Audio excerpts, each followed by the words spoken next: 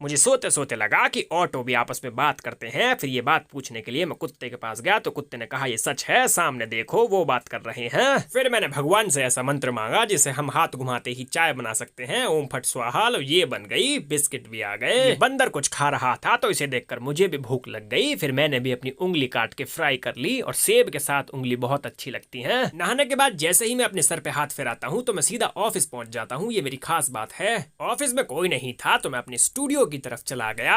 जैसे ही मैंने ये वाला बटन दबाया, मौसम देखो कैसा हो गया। और ऐसा मौसम देख के किसका घूमने का मन ना करे। फिर मैंने दोस्तों को फोन करने के लिए इतने सारे फोन खरीद लिए और हम निकल पड़े। मौसम को नीला देखकर हम समझ गए थे कि आगे कुछ संकट है। फिर हमने महाराणा प्रताप की तलवार और उनके ढाल देखे जो बहुत ही सुंदर लग रहे थे। साथ में उनकी रानियों के कुछ वस्त्र और आभूषण भी देखे जो बेहद खूबसूरत लग रहे थे। उसके बाद हम मंदिर की तरफ चल दिए और हमने ब्रह्मा जी के मंदिर के दर्शन किए।